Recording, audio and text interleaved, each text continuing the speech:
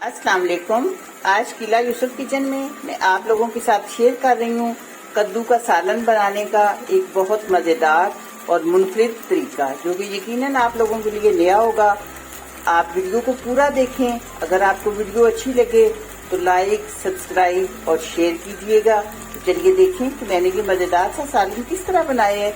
इसमें कुछ खास बातें हैं जिसके लिए आप वीडियो को पूरा देखें तो बहुत अच्छा होगा। नए अंदाज में सालन बनाने के लिए मैंने सबसे पहले लिए हैं 3 कद्दू, जिन्हें मैंने इस तरह एक स्टैंड चूल्हे पे रख के और आग जला के तो उसके ऊपर रख दिया है। अब इसके ऊपर मैं इन्हें भून लूंगी साइड बदल बदल के।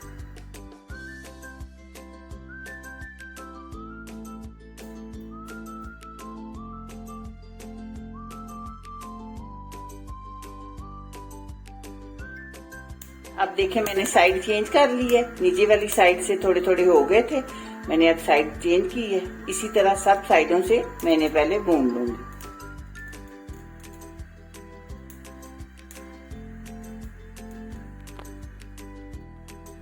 कद्दू मैंने भून लिए हैं। अब इसी तरह गरम गरम का मैं छुरी के साथ छिलका उतार लूंगी। बड़ी आसानी के साथ सारा छिलका उतर जाएगा। इस तरह छिलका उतारने के बाद एक बार मैं इन्हें पानी से अच्छी तरह धो लूंगी। ये पैन में मैंने अब 4 टेबलस्पून ऑयल डाला है।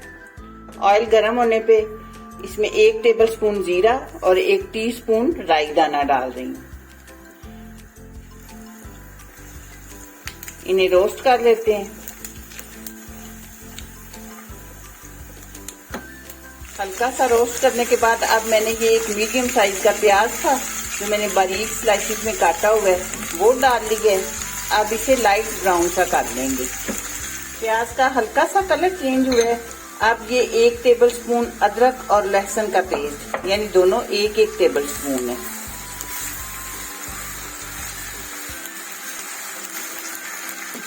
लहसुन और अदरक को 1 मिनट भूनने के बाद अब मैंने ये 2 मीडियम साइज के टमाटर थे वो डाल दिए हैं। आप ये याद रखें कि जब भी आप कद्दू या लौकी का सालन बना रहे हो तो प्याज कभी भी ज्यादा ब्राउन ना करें, बल्कि लाइट ब्राउन से करें तो सालन का जायका अच्छा बनता है। थोड़े टमाटर सॉफ्ट हो गए हैं। अब मैं ये 1/2 टीस्पून हल्दी और 1 टीस्पून कुटी हुई लाल मिर्च डाल देंगे।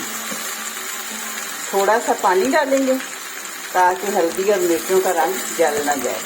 मिर्ची और हल्दी डालने के बाद 1 मिनट तक मैंने भूने। अब मैंने वो कद्दू बारीक काट लिए थे वो डाल दिए। अब इन्हें थोड़ी देर भून देती हूँ।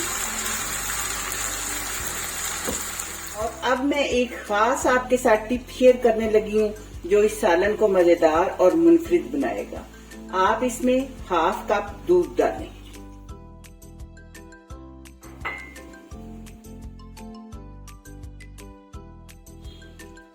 अब इसे मैं लो फ्लेम पे दम पे लगा दूंगी तकरीबन 10 मिनट तक, या जब तक कद्दू अच्छी तरह गल नहीं जाते, क्योंकि कद्दू तकरीबन 50% तो पहले ही गले हुए हैं। तो अब मजीद गल जाएंगे दम में।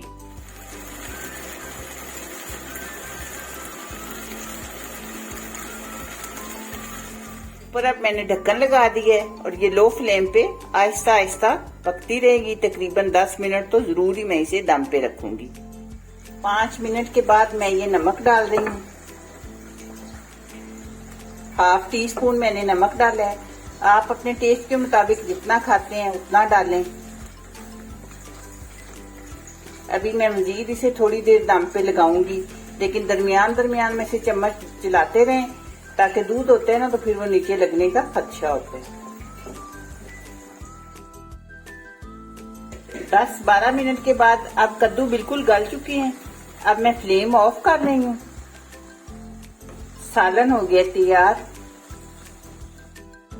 और कुछ मैंने ऊपर सब्ज मिर्चें और सब्ज धनिया डाल दिया है।